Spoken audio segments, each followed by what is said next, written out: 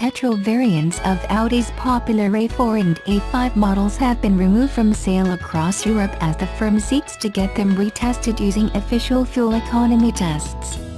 Software updates made to the 3.0-liter TFSI V6 engine used in the S4 and S5 models means they're now thirstier than before, and Audi could be in trouble with EU regulators if it markets these cars without putting them through the official new European driving cycle test first. A mild hybrid system has been added to the 2.0-liter Petrol, meaning this too is to be retested. Reports suggest that, although most manufacturers suggest this reduces fuel consumption, Audi has said the 12-volt system will actually make its A4 and A5 slightly heavier on fuel. A stop sale order was issued by the German government, reports Motoring, and affects sales within all European Union countries. This is believed to include the UK, awaiting confirmation from Audi UK as to whether this is the case. Sales will be halted for 4 to 6 weeks until the affected cars can be retested for fuel economy and emissions. Audi is still suffering in the wake of the Dieselgate emissions scandal, so leaving it without petrol derivatives of two of its most popular models for nearly 2 months could hit sales hard. Last week, the German manufacturer held an inaugural Audi Summit event in Barcelona. During the show, it showcased its latest technology along with plans for the future and the new A8 luxury saloon.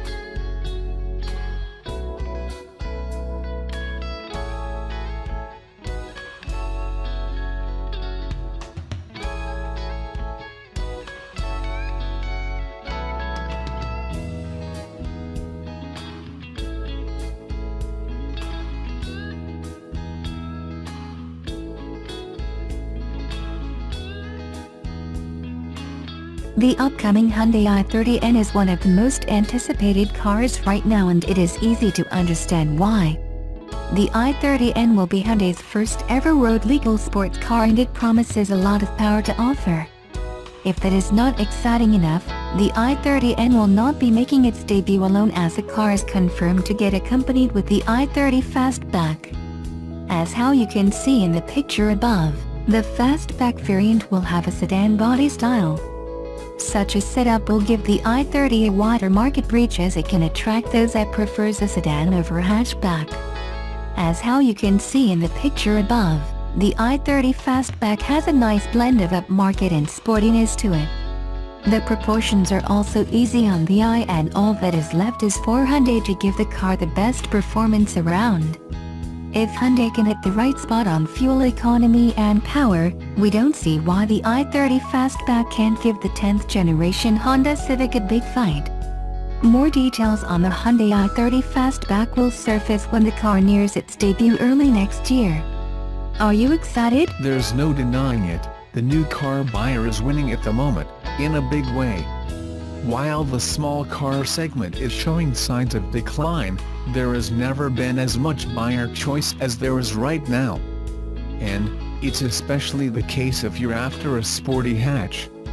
Hyundai has fired out of the blocks with a brand new 2017 Hyundai i30 range, headlined, for now, by a pair of warm hatches that have spurred our interest. One of the most enticing is the Hyundai i30 SR manual, and we wanted to find out whether it's cheap and cheerful, or if there's more beneath the skin.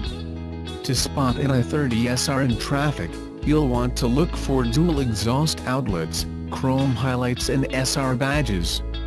It's particularly impressive in premium trim, where LED elements take over the exterior and make it pop at nighttime. The SR range consists of the entry-level SR manual, as tested here, which starts from $25,950, plus on-road costs, and moves all the way through to the senior premium automatic, which taps out at $33,950 plus on-road costs. Sporty alloy wheels show off a small set of brakes, while a hunkered-down stance signals the vehicle's sporty intentions.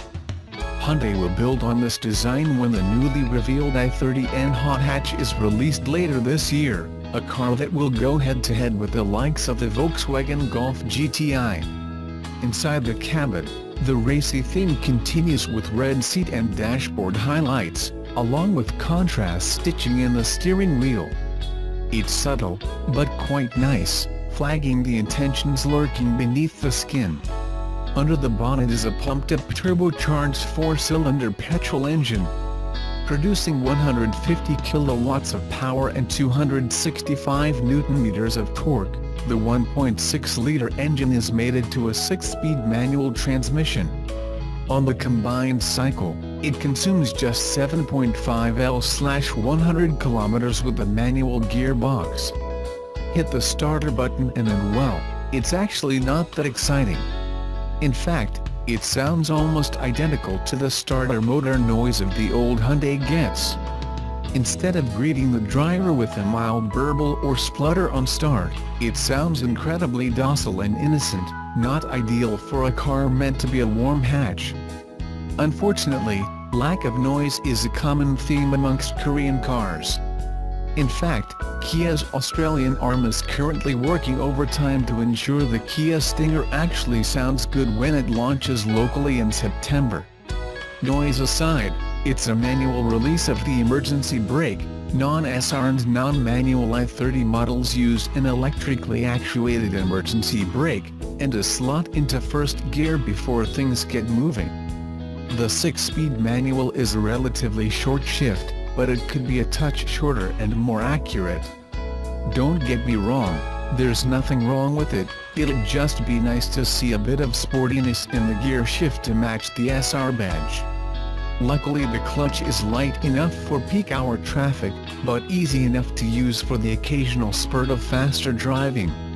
Unlike the outgoing i30, the manual i30 SR doesn't have customizable steering feel. The previous generation could switch between 3 levels of steering weight. While the senior premium has switchable drive modes, the SR manual can only be driven in one mode. That also means most of the buttons that flank the gear lever are blank.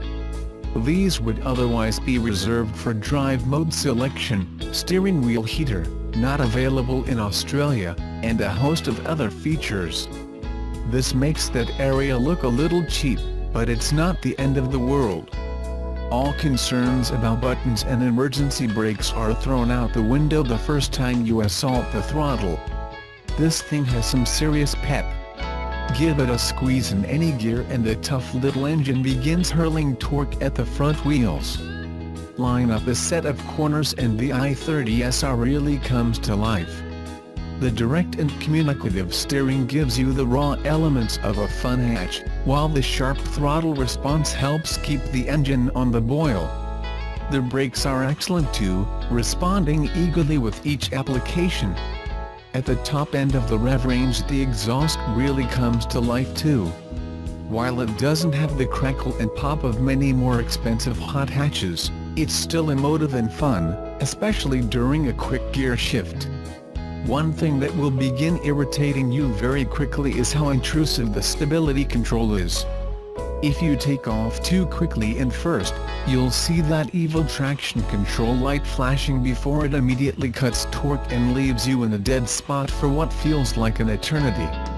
Be a little eager on the throttle out of a corner and the inside wheel tries to spin up, which awakens the will spin nannies. A relaxed tune would have really made this car so much more enjoyable to drive closer to its limits. With that said, the i30 SR is exceptional to drive over any surface. Unlike the non-SR i30 range, SR models come with independent rear suspension, which helps the car track true over bumpy surfaces. A torsion beam rear suspension design uses a spring and shock absorber attached to each of the non-driven rear wheels. Then, a torsion beam attaches to a lower arm that houses both the spring and shock absorber. The advantages of this suspension setup are that it reduces the amount of underbody space required, it's cheaper to produce, and it weighs less than an independent suspension setup. Independent rear suspension, on the other hand, like that seen on the Australian Spec SR, aims to isolate each wheel from the other, but adds extra complexity, weight and cost. Both the torsion beam and independent rear suspension setups have received extensive tunes for the Australian market, as reported here, with both torsion beam setups custom tuned for their particular engine calibration. Around the city, visibility is excellent and the rear view camera is good. The new 8.0-inch infotainment system is absolutely excellent and comes loaded with features like Apple CarPlay and Android Auto, along with a very fast and accurate inbuilt satellite navigation system. Strangely though, voice commands don't work unless you have your phone paired to the car with a cable. Most other cars in this segment allow you to issue navigation or telephone commands using voice. The Hyundai system only allows this one paired with Apple CarPlay or Android Auto. Rear legroom is good, but SR models miss out on rear air vents, due to the space taken up by the manually operated emergency brake. That aside, both SR models come with the dual-zone climate control as standard and offer 395 liters of cargo capacity, which expands to 1301 liters with a second-row folded flat.